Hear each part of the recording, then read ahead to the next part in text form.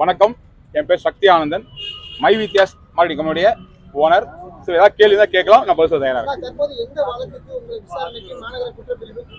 நீங்க ஒரு வாரமா எந்த வழக்கு பேசுறீங்க அந்த வழக்கு தான் கூப்பிட்டுருக்காங்க. தொடர்ந்து பேசுறீங்க இல்ல, நான் என்ன சொல்றேன்னா ஒரு வாரம் நீ தொடர்ந்து பேசுறீங்க இல்லையா, அந்த வழக்கு தான் கூப்பிட்டுருக்காங்க. என்ன அப்படின்னா எங்க கம்பெனி ஏதோ 2 பிரிவுகளை தப்பு செய்ய சொல்லிட்டு வழக்கு போட்டிருக்காங்க. அதுல ஒண்ணு என்னன்னா சிட்ஸ் அண்ட் பட்ஸ் ஆக்ட் 1979 நினைக்கிறேன். இன்னொன்னு என்னன்னா அன்ரெகுலர்ட் மணி ஸ்கீம் சொல்லி போட்டிருக்காங்க. இது ரெண்டுக்கும் இவங்க சம்பந்தம் இல்லை. அதுக்கான விளக்கத்தை நானும் என்னோட வக்கீலும் கொடுத்துருக்காங்க. நான் முடிச்சுட்டு வந்திருக்கேன். அவ்வளவுதான். அதுக்கு என்னென்ன முகாந்திரம் இருக்குன்னு நினைக்கிறாங்களோ அதுக்கு எல்லாம் கேட்டிருக்காங்க. அது சார்ந்த அத்தனை விஷயங்களுக்கும் நான் ஆன் ரெக்கார்டு பதில் சொல்லியிருக்கேன், எல்லா விளக்கம் கொடுத்துருக்கேன். ஓகே, நீங்க போயிட்டு வாங்க, மேல் கூட தேவையான கூப்பிட சொல்லியிருக்காங்க. இப்போ முடிச்சு வெளியே வந்திருக்கேன், உங்க கூட பேசியிருக்கேன்.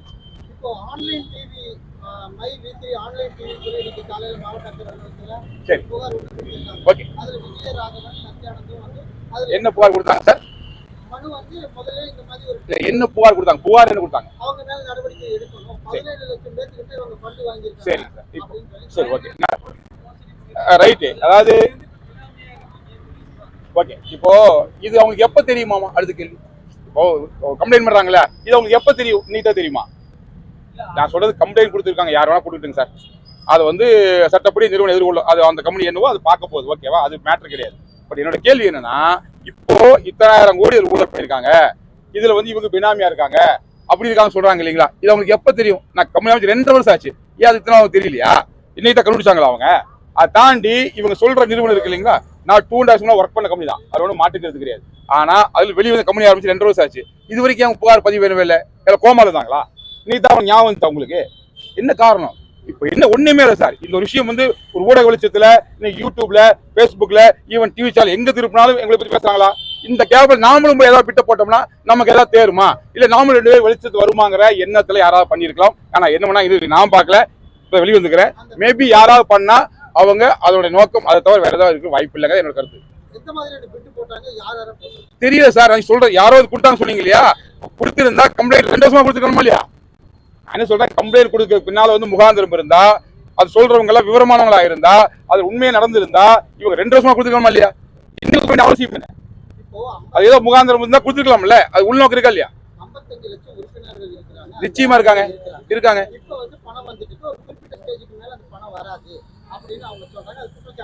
சார் அவங்க சொல்றத அவங்க குடிச்சாட்ட நான் மதிக்கணும்னு அவசியம் கிடையாது, ஃபர்ஸ்ட் விஷயம். ஆனா பொதுமக்களுடைய கேள்வி இருக்கிறனால அதுக்கு நான் பதில் சொல்றேன். அவர்களுக்கு பதில் சொல்ற ஐடியா எனக்கு கிடையாது.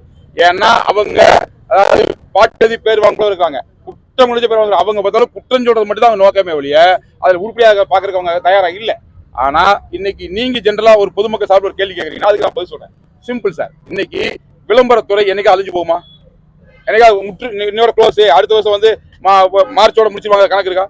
வியாபாரத்துறை என்னைக்கு அழிஞ்சு போயிருமா? ஸோ விளம்பரத்துறையும் வியாபாரத்துறையும் எவ்வளவு வருஷம் இருக்குதோ அவ்வளவு வருஷம் என் கம்பெனி இருக்கும். ஏன் 2 ஒருங்கிணைச்சு பண்றேன், அது இருக்குங்கிறத நான் இன்னைக்கு வாயில வர சொல்ல ஏற்கனவே 2 வருஷம் செஞ்சு காமிச்சிருக்கேன். ஏற்கனவே 2 ப்ராடக்ட் இருக்கும்போது செஞ்சு காமிச்சிருக்கேன்னா இன்னைக்கு எங்கிட்ட 87 ப்ராடக்ட், அன்னைக்கு எங்கிட்ட ஒரு ஆஃபீஸ் போய் செஞ்சு காமிச்சிருக்கேன்னா இன்னைக்கு எல்லா பக்கம் ஆஃபீஸ், அதை தாண்டி எங்க ஸ்டோரே இல்லாம செஞ்சு காமிச்சிருக்கேன்னா இன்னைக்கு எங்கிட்ட more than 700 ஸ்டோர் இருக்கு. அப்போ என்னால அதோட பெட்டரா பண்ண முடியுமா? பண்ண முடியாம போகுமா? அன்னைக்கு கஸ்டமர் கம்மியாக பண்ணி காமிச்சிட்டேன். இன்னைக்கு 50 லட்சம் பேர் நீங்க கேட்கலாம், 50 லட்சம் பேர் வரும்போது இன்னும் கமிட்மெண்ட் ஜாஸ்தி ஆகுமே அப்படின்னா ரொம்ப சிம்பிள். 50 லட்சம் பேர் காலேஜ் பிடிக்கிறாங்களா இல்லையா? 50 லட்சம் பல்லு வைக்கிறாங்களா இல்லையா? 50 லட்சம் பேர் யாரும் கஸ்டமர் தானே. அவங்களாம் ஏன் கஸ்டமரா உண்மையா நான் யாரும் நிர்பந்திக்க போறது இல்லை, யாரையும் கம்பல்சரி வாங்க சொல்ல போறது இல்லை. ஒருவேளை அவர்களெல்லாம் மனம் மாறி நிறுவனத்துடைய ப்ராடக்ட்ஸை முழுமையா விரும்பி வாங்க ஆரம்பிச்சா என் கம்பெனி எங்க இருக்கு நீங்க முடிவு பண்ணிக்க, இந்த கணக்கெல்லாம் பதில் கிடைக்கும்.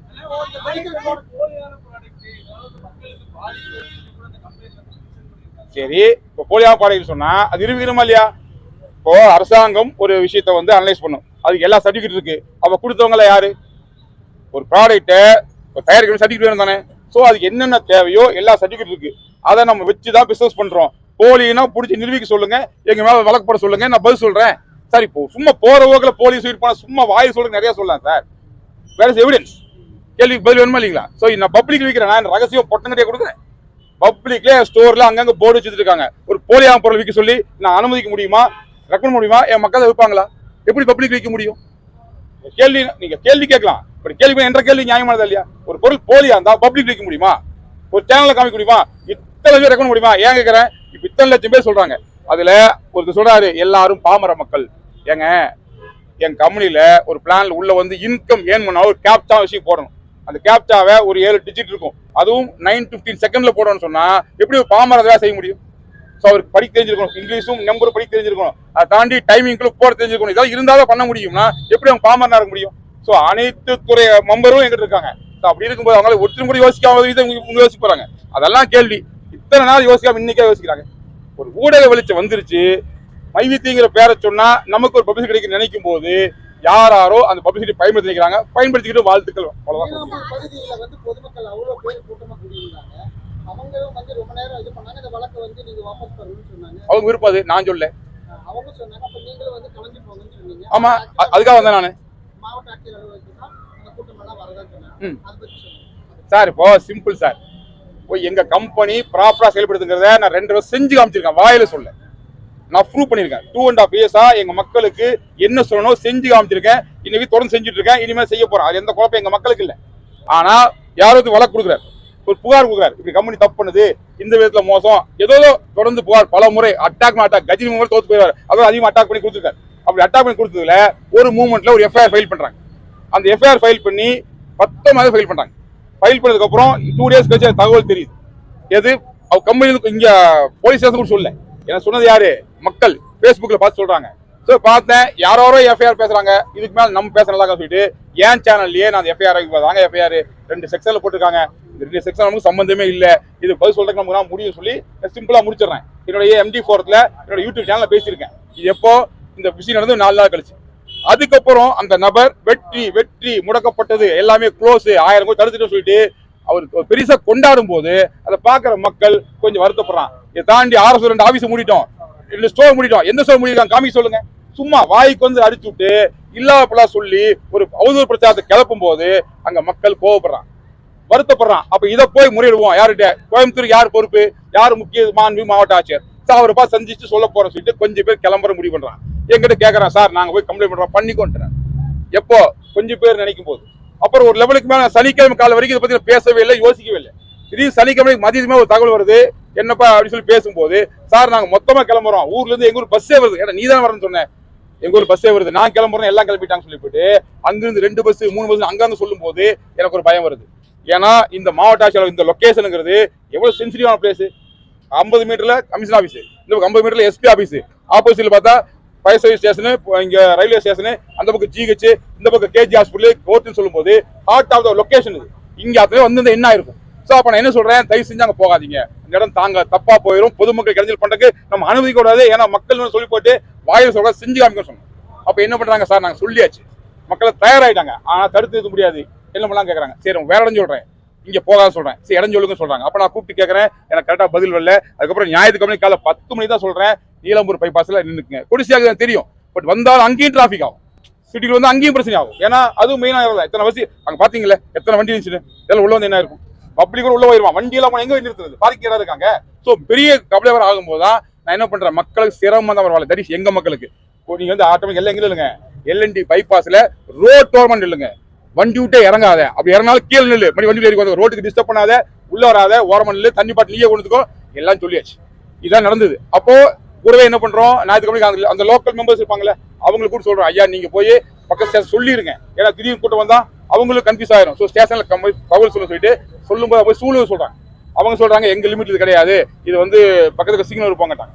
அப்புறம் அந்த டீம் அங்க போறாங்க. அப்போ அங்க இன்ஸ்பெக்டர் அவர் இல்ல, அவர் வெளியே போயிட்டாரு, வர்றாரு. வந்ததுக்கு அப்புறம் அங்க கூடாது, அது வந்து தடை செய்யப்பட்ட பகுதி, அங்க அடிக்கடி ஆக்சிடென்ட் ஆகும், பக்கத்துல ஹாஸ்பிட்டல் இருக்குது, ஸோ அலோவ் பண்ண மாட்டோம்னு சொல்லிட்டு ஒரு லெட்டர் எழுதி கையில் வாங்கிட்டாரு. அப்போ மக்கள் சொல்லி இல்லைங்க, கூட்டம் வரமா என்ன பண்றது, கூட்டம் வந்தாலும் கலெக்டர் ஆஃபீஸ் தான் போகணும், அங்கதான் நீங்க வந்து மனு கொடுக்கணும், அதுதான் உங்க ரைட்ஸ் இருக்குது, அங்க எங்க யாரு தேவையோ கொஞ்சம் பேர் கொடுத்துக்க, மற்றபடி இங்க வரக்கூடாத விஷயத்த அவர் சிட்டாங்க சொல்லிட்டாரு. அப்ப நான் என்ன பண்றேன்னா, நான் ஒரு வீடியோ போடுறேன், அவருக்கு புரியுற மாதிரி, அவருக்கு நான் டேரக்டா சொல்ல முடியாது, இந்த ஜென்ரலா வீடியோ போடுறேன். ஆந்திரால இருந்து கிளம்புற பஸ்ஸை காமிச்சு கிளம்பி இருக்கான். ஸோ ஆந்திரா விஜயவாடா நம்ம லாங்குவேஜே இல்லாத ஒரு 1500 கிலோமீட்டர் இருக்கு, அந்த பக்கம் 10 பேர் நீங்க ஆள் பஸ் பிடிச்சி கிளம்பி வரான்னு சொல்லும் போது உள்ளூர் வரக்கு அதிகமான வாய்ப்பு இருக்குது. ஸோ தயவு செஞ்சு ராங்கா புரிஞ்சுக்காதீங்க சார், கொஞ்சம் பாதுகாப்பு சார் சொல்லிட்டு என்னுடைய வீடியோ மூலியம் வெளியே கொடுக்குறேன். இதான் நடந்த விஷயம். இதை தாண்டி நான் அந்த ப்ரோக்ராம் ஏற்பாடு பண்ணல, நான் வந்து ஒரே வேலை செஞ்சேன், ஒருங்கிணைக்கல, அத்தனை பேர்த்தையும் ஒழுங்குபடுத்தினேன். இதுதான் நான் பண்ணேன். ஒரு கேள்வி வரும், நீ சொல்லாம வருவாங்களா, ஒரு ஆச்சரியம் உங்களுக்கு, எப்படா தன்னெழுச்சியா வருவாங்க அப்படின்னு சொல்லி கேட்டா, நான் பண்ணலங்கிறதுக்கான காரணம் சொல்ல தெளிவா கேட்டுங்க. ஏற்கனவே என் சேனல் சொல்லியிருக்கேன், முதல் விஷயம் நான் பண்ணியிருந்தா மண்டேவா பண்ணுவேன், ஒர்க்கிங் டே பண்ணுவேன், நானு அன்னைக்கு முன்னதான் சண்டே பிரச்சனையானது 19ஆம் தேதி இல்ல, இடத்துல எவ்வளவு நாள் கேப் இருந்துச்சு? 29ஆம் தேதி 10 நாள் கேப் இருந்துச்சு இல்ல. சோ நான் பண்ணிருந்தா மண்டே பண்ணிருப்பேன், சண்டே பண்ணிருப்பேன். சண்டே தான் பண்ணிருக்கணும், நான் பண்ணலையே. எத்தனை வேலைக்கு போறவங்க பிசினஸ் பண்றாங்க, ஸ்கூல் குழந்தை அனுப்புற பேரண்ட்ஸ் பிசினஸ் பண்றாங்க, அவங்களே எப்படி வர முடியும்? சோ ஃபர்ஸ்ட் ஆஃப் ஆல் நான் பண்ணிக்கிற முதல் காரணம் அது நடந்தது மண்டே. ஏன்னா கலெக்டர் மனு கொடுக்கணும் அன்னைக்கு தாங்கிறனால அன்னைக்கு வந்திருக்காங்க. சோ கூட்டு அதிகமா எடுத்த மாதிரி இருக்கேன். ரெண்டாவது நான் பண்ணிதான் அது பொட்டல்கார்ல வைப்பேன். எதுக்கு அங்க போய் மக்களை கஷ்டப்படுத்துறேன்? இங்க வந்தா ஜாம் ஆயிருந்து என்ன இருக்கும்? இந்த இது எவ்வளவு பெரிய விஷயம் பேசியிருப்பாங்க. ஒருவேளை எனக்கு அது பாதுகாப்பு, அது பண்ணாத தப்பிப்ப நான் நினைச்சிருந்தா இங்க அனுப்பிச்சிருப்போம், அங்க போக சொல்லணும். யோசிச்சு பாருங்க, யாரா இப்படி யோசிப்பாங்களா? சோ மக்களுக்கு எந்த வித இடையூறு ஆகக்கூடாது. அவர்களும் சிக்கிட்டு, அதாவது உள்ள கூடுற கார நேரம் கலையர் லேட் ஆகும். ஏன்னா பூரா சின்ன சின்ன ரோடு, எப்படி மக்கள் வெளியே போவாங்க? இத்தனை கடை இருக்குது, எப்படி பிசினஸ் நடக்கும்? Working day. இப்போ நீங்க வந்து மெடிக்கல் ப்ராடக்ட் எல்லாம் என்ன மேடம்? அதாவது இன்னைக்கு வந்து மஞ்ச காமால வச்சுக்கல, பாக்கிறதெல்லாம் மஞ்சளா தெரியும். புரியுதுங்களா? யாராவது கூட்டம் கூடனா அரசியல் இல்லாம கூட்டம் கூட முடியாது அப்படின்னு சொல்லி எண்ணம் இருக்கு இல்லீங்களா? நான் அங்கேயே ஜெயிச்சிட்டேன். ஏன் தெரியுமா? ஒரு அரசியல் பின்புலம் இல்லாமயே இவ்வளவு பேர் தன்னழிச்சா கம்பெனி யாரும் வருவான்னு சொல்லி ஒரு விஷயம் நடந்திருக்கு இல்லையா? என்ன வந்திருக்கு இல்லையா? அங்கேயே நான் ஜெயிச்சிட்டேன். நான் எந்த அரசியல் பின்புலம் இல்ல, எனக்கு அரசியல் சப்போர்ட் தேவை, எனக்கு மக்கள் சப்போர்ட் போதும். யார் அரசியல் சப்போர்ட் தேவையில்லை. சார் ஆக்சுவலா வந்து என்னன்னா, நான் ஏற்கனவே பதில் சொன்னேன். இன்னைக்கு உலகத்துல எத்தனையோ மெடிசின் மெத்தட் யூஸ் இருக்கு. அதாவது இந்தியாவில் பாத்தீங்கன்னா ஆயுர்வேதம் இருக்கு, யுனானி இருக்கு, ஹோமியோபதி இருக்கு, ஈவன் சித்தா இருக்கு, அலோபதி இருக்கு, இதுல நிறைய ஐட்டம் இருக்கு. இதுல எல்லா ப்ராடக்ட் தயாரிக்க லைசன்ஸ் கண்டிப்பா வேணும், தேர் இஸ் நோ டவுட். ஆனா விற்கிறதுக்கு அலோபதிக்கும் ஹோமியோபதி மட்டும் தான் லைசன்ஸ் வேணும். மற்றபடி ஆயுர்வேதத்துக்கோ சித்தாக்கோ யுனானிக்கோ தேவை கிடையாது. இன்னைக்கு நாட்டு மருந்து கடைக்கு போங்க, நீங்க எத்தனை ஆயுர்வேத பொருளுக்கு வாங்கினா கேட்டா கொடுப்பாங்க. அங்க எந்த டாக்டருக்கு எழுதி கொடுக்குறாங்க? சார் இது இந்தியன் மெடிசன், இது பாரம்பரிய மெடிசன், இது கொடுக்கறதுக்கு யாருக்கு வேணா ரைட்ஸ் இருக்குது. நான் திணிச்சாதான் பிரச்சனை. அவங்க விருப்பத்துல வாங்கி சாப்பிடுறாங்க, அவங்க சாப்பிடறதுல வந்து அவங்க உடன்பாடுக்கு செய்யறாங்க. இது எங்க திணிச்சேன்? நான் யாராவது திணிச்சு கம்ப்ளைண்ட் பண்ணாங்களா? சோ ஆப்ஷன் கொடுத்துருக்கேன், இங்க அப்டேட் பண்றது அவங்க விருப்பம், அதை வாங்குறது அவங்க விருப்பம் சொல்லும் போது இதுல நான் எங்க தப்பு செஞ்சேன்? சோ அந்த பொருள் விற்கிறது, தயாரிக்க லைசன்ஸ் வேணும், அத்தனை இருக்குது. இன்னைக்கு அதிகாரி காமிச்சு கொடுத்துட்டு வந்துருக்கேன். விற்கிறதுக்கு லைசன்ஸ் தேவையில்லை. அப்படி இருந்தா நீங்க ஏதாவது காமிங்க, நான் மேற்கொள்ள ஃபாலோ பண்றேன். இருந்தா நீ காமிங்க, நீங்க தான் காமிக்கணும் இருக்குன்னு சொல்லி. அது குற்றச்சாட்டு சொல்றவங்க தான் கேட்கணும். ஏன்னா அது எதுக்காக பண்றாங்க அவங்களுக்கு தான் தெரியும். ஆனா ஒரு விஷயம், உண்மையிலுமே இந்த நிருபல் சந்திப்பு சார்பில் என் மேல வழக்கு வந்த திருவாளர் அசோக் அவர்களுக்கு மிகப்பெரிய நன்றி சொல்லிக்கிறேன். ஏன் தெரியுமா? என் கம்பெனியை பட்டி தொட்டி எங்கும் கொண்டு ரீச் பண்ணதுல அவரோட பங்கு, பெரும் பங்கு. தேங்க்ஸ் டு அசோக் நிதி. சார் 3 மடங்கு அதிகமா இருக்கு சார். ஆக்சுவலா வந்து என்னன்னா, நார்மலா எனக்கு வந்து 14 to 15,000 என்ட்ரி தான் பர் டே டவுன்லோட்ஸ் வரும். இப்போ இந்த பிரச்சனை ஆனதுக்கு அப்புறம் கிட்டத்தட்ட 50,000 44 என்ட்ரி ஆவரேஜ் வருது. 44 45,000. ஏன்னா என்னன்னு தெரிஞ்சுக்கணும் மக்கள். சார் இன்னைக்கு வந்து ஒரு படம் வந்து அது நல்லாகவோ இல்லையோ, நெகட்டிவ் பப்ளிசிட்டி கொடுத்தாங்க வச்சுங்களேன், இது அப்படி இருக்குது இப்படி இருக்குது, அவங்க திட்டினாங்க இவங்க தின சொன்னா அந்த படம் ஓடிடும். ஸோ அப்படி ஏற்கனவே நல்லா ஓட படம் தான் மைவித்திரி, அதை சிறப்பாக ஓட வச்சது ஊடகங்களும் யூடியூபரும். நன்றி. அது அவங்க தான் கேட்கணும். ஏன் தெரியுமா? எங்கிட்ட வந்து அப்ளிகேஷன்ல நீங்க என்ன செய்யணும் கேட்கவே இல்லை. அப்போ என்னவா இருக்கலாம், யாராவது இருக்கலாம். அதுல வந்து நான் இந்த இடத்துல வந்து காலம் கொடுத்து நீங்க என்ன செய்யணும் சொல்லி கேட்டா, நீ டாக்டரா இல்ல வக்கீலா இல்ல இன்னாரான்னு கேட்டு இருந்தா நான் லிஸ்ட் கொடுப்பேன். என்கிட்ட அந்த காலம் இல்ல, அதுக்கான லிஸ்ட் என்கிட்ட இல்ல. ஆனா யாராவது இருக்கலாம், ஏன் நல்ல விஷயம் யாரும் செய்யலாம் தானே, இது தப்பா? யாரும் செய்யலாம். பட் எங்க லிஸ்ட் என்கிட்ட இல்ல, பிகாஸ் அந்த காலம் என்கிட்ட இல்ல. வேற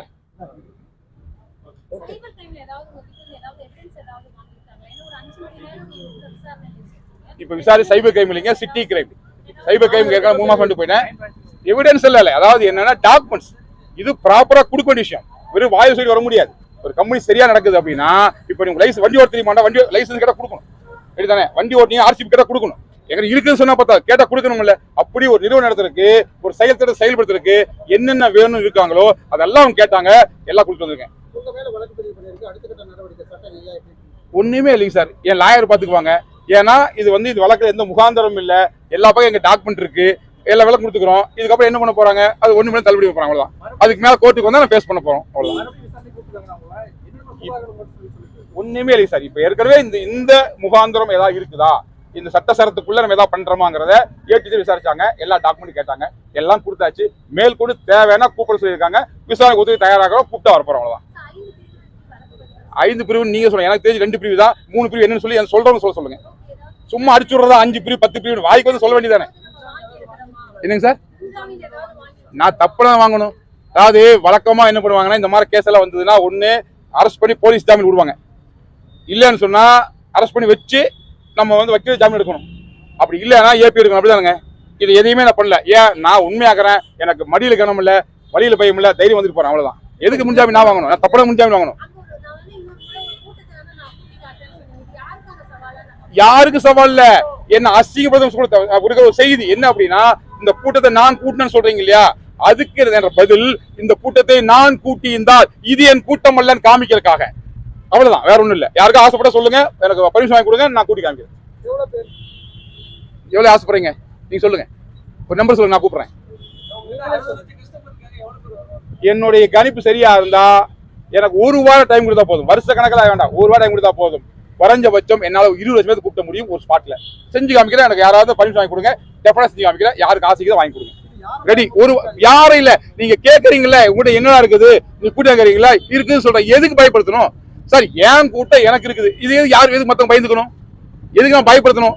என்ன அவசியம் இருக்கு? என் பிசினஸ் நான் டெவலப் பண்றேன். இப்ப பிளே ஸ்டோர்ல என் ஆப்ல 50 லட்சம் வந்துச்சு. யாரு பயந்துட்டாங்க? நான் சந்தோஷப்படுறேன். அவ்வளவுதான். பயப்படுறதுன்னு இருக்குதுல்ல சார். எங்கிட்ட விளையாடுறாங்க, என் பிசினஸ் டெவலப் ஆகுது, என் கஸ்டமர் சேர்ந்துருக்கான்னு சொன்னா இது சந்தோஷப்படணும், பயப்படணுமா? அது வந்து நான் எங்க சொல்லணும்னு சொல்லியிருக்கேன். பொதுவாக சொல்றதுக்கு அவசியம் இல்லை. ஏன்னா அது அவசியம் இல்லை நினைக்கிறேன். சார் வந்து சம்பிச்சிரும் சொன்னா சார் கேட்க சார், இது நீங்க ஒரு காமன் சென்ஸோட ஒரு பொதுமக்கள் யோசனை வச்சுங்களேன். அங்க வந்து பார்த்தவங்களுக்கு அந்த கூட்டம் இங்க வந்து என்னன்னு யோசிங்க. நான் அப்ப சரியா தான் நீங்க முடிவு பண்ணுவீங்க சார். அந்த கூட்டத்தை நான் கூப்பிடல சார், அந்த கூட்டத்தை நான் கூப்பிடல. அங்க இங்க வர்றத அங்க போகாத தடுத்து நான் ஆர்கனைஸ் பண்ணிருக்கேன். தட் மீன்ஸ் அதை வந்து அரேஞ்ச் பண்ணிருக்கேன், ஆர்கனைஸ் பண்ண அரேஞ்ச் பண்ணிருக்கேன். ஆனா இப்ப நீங்க அங்க வந்து பார்த்தவங்களா இருந்தா அந்த கூட்டத்தில் 10ல் 1 பகுதி வந்தா கூட அந்த அன்னைக்கு கோயம்புத்தூர் சமைச்சிருக்கும். இதை நான் விரும்பல, தவிர்க்க நினைச்சேன், அதை செஞ்சிருக்கேன். இது தப்புனா அதை செஞ்சல எனக்கு வருத்தம் இல்லை. தேங்க்ஸ் ஃபார் இது. என்னன்னா மறுபடி சொல்றேன், அனைத்து ஊடகங்கள் சார்பில் பொதுமக்களுக்கும் என் மெம்பருக்கும், ஃபர்ஸ்ட் ஆஃப் ஆல் என் மெம்பருக்கு நம்ம நிறுவனம் சரியாக்குதுங்கிறத நான் தெளிவா டாக்குமெண்ட் கொடுத்து நிரூபிச்சு வந்திருக்கேன். அதனால வெளியே வந்து பேசிட்டு இருக்கேன். ஸோ ஒன்ஸ் அகைன் கிளியரா சொல்றேன், நம்ம கம்பெனி மிகச்சிறப்பா அப்பலு கற்று நம்ம என்ன நினைச்சோமோ அதுல டிராவல் பண்றோம். ஸோ தடைகள் வரலாம், தடைகள் அத்தனை வந்தாலும் அதை சட்டத்தின் துணை கொண்டு, இயற்கையின் துணை கொண்டு, இறையின் துணை கொண்டு மக்கள் சதிர் உடைச்சு மிகச்சிறப்பா எந்த வயசுக்காக வேலை செய்யணுமோ அதை வச்சு போவோம். ஸோ நல்ல ஒரு லட்சியம், வெல்வது நிச்சயம். நன்றி, வணக்கம். நான் சொல்ல இருக்கிறாங்க சொல்ல சார், ஒரு ரூபா பண்ணல. முதலீடு எங்கிட்ட இல்லையே, இருந்தாலும் பண்ணுவீங்க நீங்க சார். நீ கேட்ட கேள்வி முதலீடு எங்கிட்ட there is no option for deposit. So ஒரு ரூபா யாரும் பண்ணல, முதலீடு பண்ணல. யாரும் கூட்டுவாங்க, முதலீடு பண்ணல, முதலீடு பண்ணல. எங்கிட்ட பர்ச்சேஸ் பண்ணிருக்காங்க நிறைய, பட் முதலீடு யாரும் பண்ணல. இந்த கேள்விக்கு வந்து ஜீரோ பதில். ஜீரோ. ஃப்ரீ ஐடி ஜாயின் பண்ற ஃப்ரீ ஐடி, ஃப்ரீ ஐடி தான். நீ ஃப்ரீயா தவிர சேர முடியாது. நீங்க விருப்பப்பட்ட வாங்கிக்கலாம் சார். நீங்க காலேஜ் சேர்ந்தாதான் அடுத்த டிகிரி வாங்க முடியும், சேர மாட்டீங்க. போய் அது உங்க விருப்பம் தானே. அது எப்படி கேள்வி கேட்பீங்க? ஒரு பிளஸ் 2 படிச்சுட்டு போறான், பிளஸ் 2 வெளியே போயிடறான் சார். நீங்க சொல்றது என்னன்னா, இன்னைக்கு வியாபாரங்கிறது எல்லாம் நடக்குதா இல்லையா? நடக்குதா இல்லையா? இந்த இந்திய நாட்டு வியாபாரம் எனக்கு உரிமை இருக்கா இல்லையா? நான் நிரூபிச்சா கொடுத்தா நீ கேள்வி கேட்கணும். எங்கிட்ட இந்த விஷயம் இருக்கு, வேணா வாங்கிக்கணும்னு சொல்றேன். வேணுங்கிற வாங்கிக்க. இது உங்களுக்கு என்ன பிரச்சனை? இது என்ன உங்களுக்கு பிரச்சனை கேட்கறேன். யாரும் வாங்கணும் கம்பெனி பண்ணாங்களா சார்? நான் வாங்கணும் கம்பெனி பண்ணாங்களா? அப்ப பேசுறதுக்கு என்ன இருக்குது? இல்ல இதுக்கு நான் பதில் சொல்லணும் சார். விருப்பப்பட்டு அவங்க வாங்குறாங்க, என் கம்பெனில ப்ராடக்ட் தர்றேன். இதுல மத்தவங்களுக்கு என்ன பிரச்சனை? இல்லையே, இருந்தாலும் சொல்ல முடியும். நான் சொன்ன செஞ்சு கொடுத்துட்டு இருக்கேன், இது வரைக்கும் செஞ்சேன், இனிமேல் செய்ய போறேன். எப்படி நெகட்டிவா சொல்லுவாங்க? ஏதாவது தப்புன்னு சொல்லுவாங்க சார். இவ்வளவு பெரிய ப்ராப்ளம் நடக்குது, பெரிய அளவு ப்ராப்ளமா போயிடுச்சு. இன்னைக்கு அத்தனை யூடியூப் சேனலையுமே சார், எனக்கு என்னுடைய பில்டிங் எல்லா பக்கம் வந்து ஆபீஸ் எடுத்துக்கோ. நம்ம அதுல ஒரு பில்டிங் அமெரிக்காவில் இருக்காரு, அங்கிருந்து கால் பண்றாரு, என்னங்க பிரச்சனை என்னங்க அப்படின்னா யூடியூப் பார்த்துக்காரு. அப்போ தமிழ்நாடு மட்டும் இல்ல, இந்தியா மட்டும் இல்ல, அத்தனை பேர் வெகு சிறப்பா உலகம் ஃபுல்லா கொண்டு போயிட்டீங்க. எனக்கு வெற்றி தானே. இப்போ என்னோட ஸ்டோர்ல கூட சிலர் பாத்தீங்கன்னா லோகோ சிறுசா போட்டு அவங்க கடை பெருசா போட்டுருப்பாங்க. இப்போ ஒரு விஷயம் சொல்ல போறேன், சர்க்கிள் கொடுக்க போறேன். எல்லாரும் நம்ம லோகோ பெருசா மைவித்தின்னு போடு, ரோட்ல வரும், அது மைவித்தியான ஒரு பார்ப்பான். ஏன் அந்த ப்ராப்ளத்தை நீங்க தான் கொடுத்துருக்கீங்க. இதுவரை மைவித்தி தெரியாத மக்களுக்கு சந்து வந்தெல்லாம் வட்டி ரீச் பண்ணிட்டீங்க. இனி வியாபாரம் தான் சொல்றீங்க, எல்லாம் விதைச்சுட்டீங்க. ஏதாவது விதைச்சுட்டீங்க. இதுக்கப்புறம் நான் செய்ய வேண்டிய ஒரே வேலை, நான் நல்லவங்கிறத தொடர்ந்து செஞ்சு காமிச்சா போதும். ஏற்கனவே நல்லவங்க மக்கள் நம்பிதான் அத்தனை வந்திருக்காங்க, லைவ் இருக்காங்க, இன்னைக்கு ஜாயின் பண்ணிருக்காங்க. இதை நான் மெயின்டைன் பண்ணா போதும், அத்தனையும் எனக்கு பாசிட்டிவா மாறும். நன்றி, வணக்கம். தெரியல சார், எங்க டேட்டா இல்ல, தெரியல டேட்டா. தேங்க்ஸ். நன்றி, வணக்கம்.